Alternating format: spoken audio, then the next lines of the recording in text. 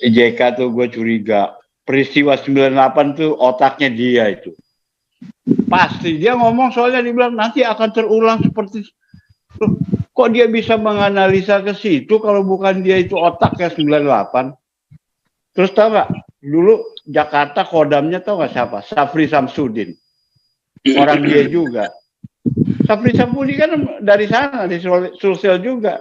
Gua rasa dia otaknya. Tapi kalau kok semua orang pada diem ya. Gak mau itu gitu loh.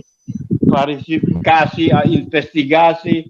Buat apa tuh orang-orang kayak intelijen apa semua digaji nggak ada yang ini nggak melintek. Udah. Halo, Pak. Pak Pol, apa kabar, Pastor? Luar biasa. Sebentar, Ardo mana Ardo? Ardo sudah jadi co-host ya, Ardo. Siapa lagi tadi? Pak Teddy sudah jadi co-host ya. Iya. Oke, Pak Franslisi sudah. Lanjut. Iya, lanjut. Saya juga oke, Pak Paul udah selesai apa meeting saya. Iya, oke, lanjut. Pak Andi mana Pak Andi? Ya udah, saya udah.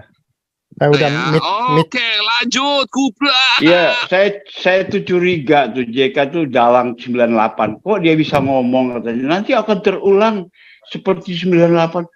Wah, gue bilang nih orang ini memang benar-benar dia tuh pengkhianat banget.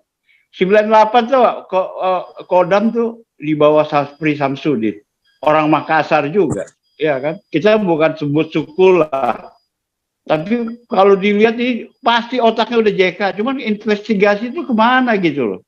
Nggak ada sama sekali ini orang-orang kita Tionghoa dianiaya, diperkosa tuh, aduh pelanggaran HAM-nya tuh dia nggak tahu apa Soeharto tuh nggak tahu kalau orang dalam Golkar sendiri yang jungkelin Soeharto, ya kan? Ya JK itu kan orang Golkar. Di dalam situ semua pasti ada yang tahu lah, siapa lah, Luhut lah, apa semua pasti tahu lah kalau otaknya itu JK 98 itu peristiwa. Dia mau ngomong, iya nanti ini kalau akan terulang lagi seperti 98. Wah, gue bilang manusia ini udah bejat dia itu. Dia mesti ditangkap tuh, kalau enggak Indonesia, apalagi gini, mungkin ya dengan adanya Anies yang mau ini, itu apesnya si JK. Dia mau pakai si Anies untuk boneka usaha bisnisnya dia terus.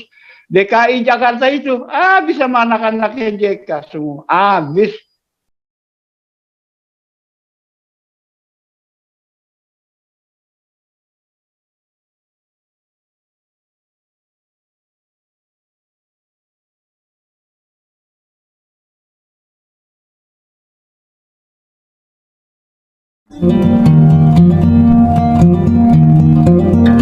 Go ahead. Terusin. Ya, baik. Baik, memang dari yang disampaikan Pak Teddy tadi itu betul sekali, dan terus terang saya juga ya sangat bisa mengambil kesimpulan waktu terjadi kerusuhan di Poso itu kelihatannya dia jadi juru damai di situ, padahal ada kepentingan ekonominya, yaitu pembangunan PLTA Poso itu. Ya, damnya itu. Iya, PLTA Poso itu kan 800 megawatt, ya.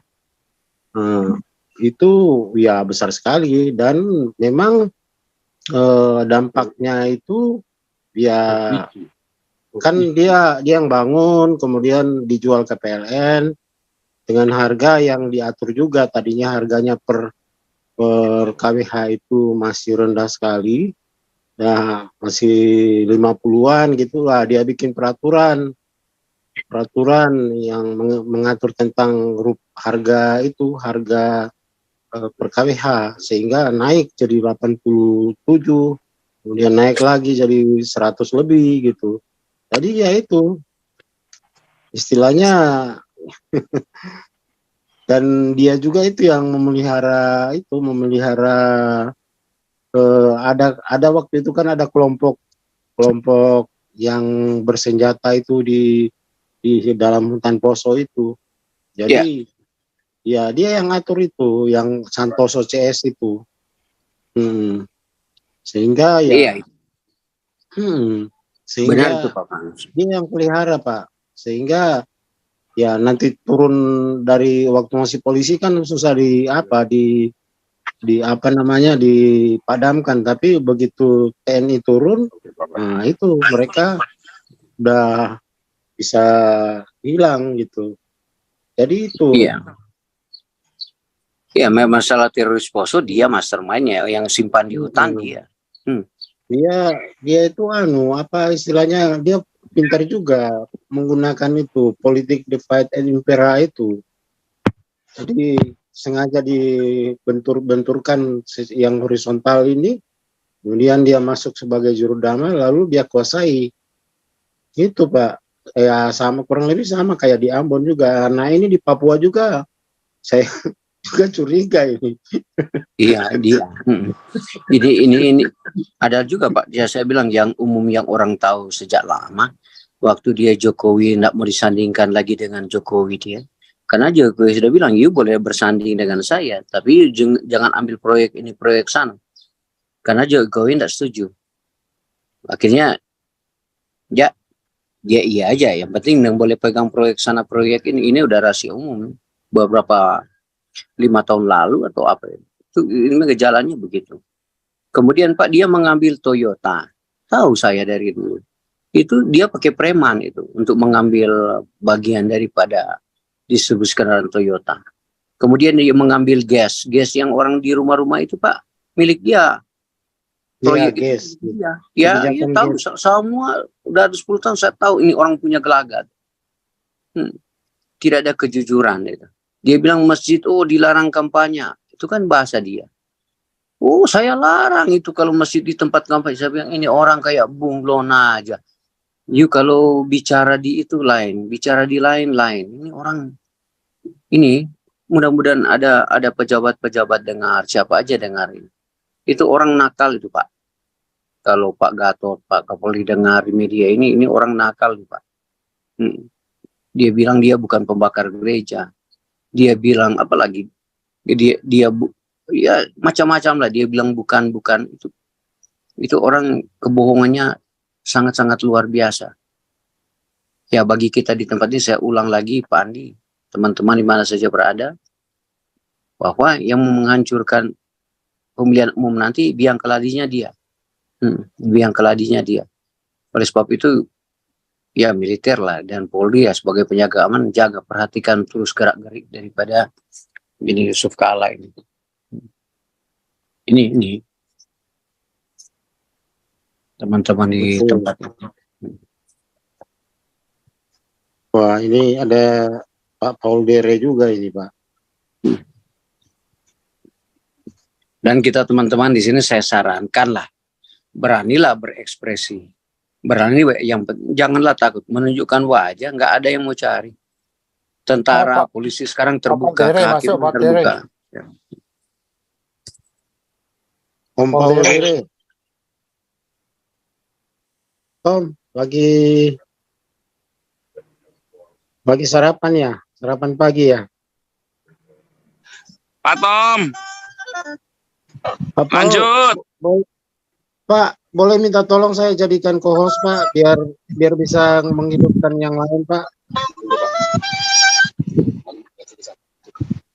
Siapa yang jadi co-host? Sebentar, masalahnya ini hostnya siapa ini? Hostnya saya bukan ini. Hostnya Pak Paul. Bukan, saya co-host ini yang jadi co-host yang di Belanda ini. Halo istriku. Mana nih? Wah. Ya soalnya mau hidupin mic. Oh sebentar bisa ya. Saya ambil alih dulu hostnya. Susah ini.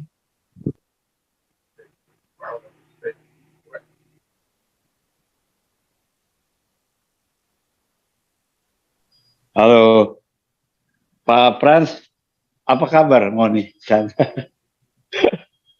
Apa lagi? Iya, baik. Kita mau ngomong sedikit nih.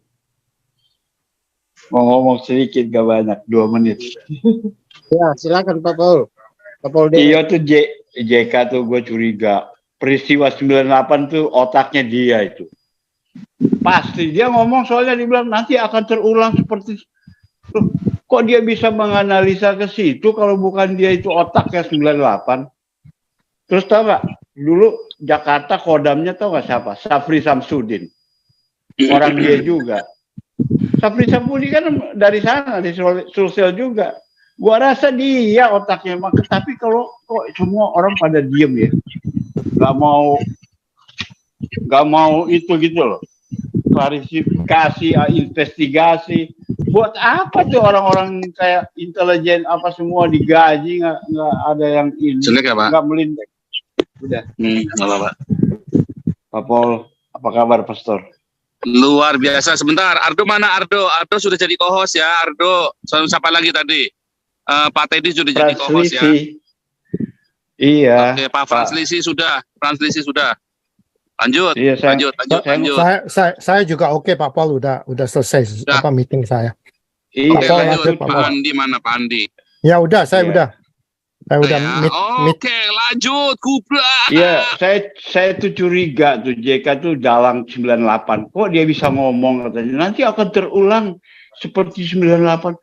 Wah, gue bilang nih orang ini memang benar-benar dia tuh pengkhianat banget. 98 tuh Kodam tuh di bawah Safri Samsudin. Orang Makassar juga, ya kan? Kita bukan sebut suku lah. Tapi kalau dilihat ini pasti otaknya udah JK. Cuman investigasi itu kemana gitu loh. Nggak ada sama sekali ini orang-orang kita Tionghoa dianiaya, diperkosa tuh, aduh pelanggaran HAM-nya tuh luar biasa. Dia nggak tahu apa Soeharto tuh nggak tahu kalau orang dalam Golkar sendiri yang jungkelin Soeharto, ya kan? Ya JK itu kan orang Golkar.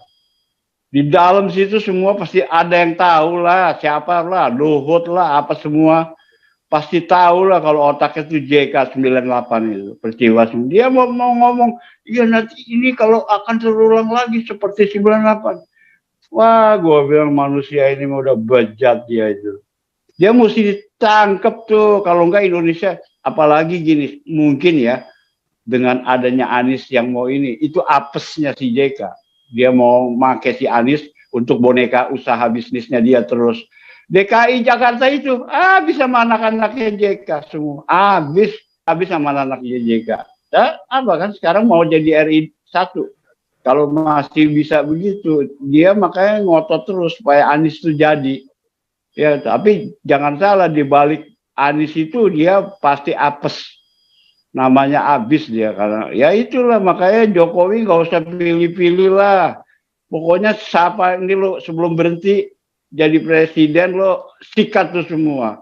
Kalau lo mau enak ya kan, anak-anaknya juga bisa lebih bersih dianggap sama orang-orang Indonesia. Kalau begini caranya Jokowi yang nggak berani, gimana? Itu aja deh. Thank you ya. Jadi enggak, Pak Paul gini, Pak Paul Dere itu ceritanya itu kayak gini. Dia itu kayak seperti kita bikin roti ya. Dia itu resepnya udah punya. Jadi kalau mau bikin roti lagi dia udah tahu resepnya. Tinggal jalanin. Planning dia tuh memang dia master plan ya jadinya ya. Dia udah tahu ini bakalan begini. Resepnya udah tahu dia. Jadi mau di 98 mau diulang lagi, dia udah nggak usah mikir lagi, tinggal pijet tombol, you know. Iya, betul. Oke, sama aja ceritanya kan pasti. Iya, pasti ada. Kenapa dia bisa tahu bakalan terjadi lagi? Kan aneh. Iya kan. Ya, lanjut Pak Frans. Siapa lagi Pak Frans? Ya. Pak Ferdinand ini mana ini Pak Ferdinand ini? Biasanya Pak Ferdinand ulat bulu ini paling ini. Paling lancar ini. Belum minum cap tikus barangkali ya. Iya, saya udah unmute, dia nggak mau masuk. Oh iya. Baru ya mungkin. Dia udah diancam dia, Pak. Si Ardo turun dari kahyangan. Iya. Kemana aja si Ardo? Nah itu suaranya udah kedengaran. Bro Aldo itu. Yang menghilang berapa minggu yang hahaha itu Bro Aldo itu. Tahu saya. Aduh. Atau Pak Sunar nih, Pak Sunar. Ada komen nggak Pak Sunar? Ini saya udah unmute.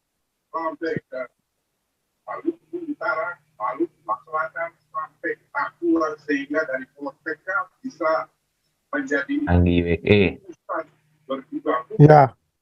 Sebenarnya kalau kita melihat cerita sekilas ya, kalau seandainya ingin mengembalikan aku mengulang cerita 98, sepertinya untuk zaman sekarang ini sepertinya sudah agak sulit Pak Andi gitu, karena orang udah bisa membaca trik-trik dan cara-caranya gitu. Apalagi yang sering dipakai kan sekarang kan isunya isu anti Cina, isu agama gitu. Jadi yang dipakai adalah sebuah isu-isu yang berulang terus gitu. Artinya orang-orang yang udah pada tahu semua gitu Pak Andi sama Pak Teddy gitu. Mantap. Memang dua isu itu yang dipakai. Makanya si Yusuf Kala bilang ekonomi 50% lebih dipegang orang Cina. Ya dia memang udah nyinggung Cina. Betul. Ya kan? Betul. Terus kedua agama. Mereka udah nyinggung agama. Betul. Lu lihat aja yang agama yang goblok-goblok yang nggak pada, saya bilang sih nggak berpendidikan, yang pakai kopiah putih, celana cingkrang putih, itu kan mereka ini kan nggak ada pendidikan, paling banter lulusan SD. Mereka ini yang dipakai kan, yang suka menjarah, membakar, merampok, ini mereka semua yang nggak berpendidikan, itu yang mereka pakai. Mereka udah ada resepnya deh, percaya deh. Udah, Pak Paul Dere tadi bilang mereka udah ada, kayak orang mau bikin kue udah ada resepnya, tinggal jalan aja, percaya deh. Ya kan? Betul. Nah, gitulah. Makanya sekarang Indonesia ini ya memang penentuannya 2024 sih sebenarnya. Gitu. Enggak, yang ini ada the next one, penentunya ini Oktober. Melihat semua wakil presidennya siapa, itu yang kita bisa tahu. Iya, betul juga tuh. Iya, Oktober lah, nggak terlalu lama ya, 2-3 bulan lagi. Betul. Ya kan? Jadi kita bisa tahu dari Oktober, kita bisa tahu dia direksinya negara ini kemana. Ayo Pak Sunar, masuk. Ayo silakan Pak Sunar.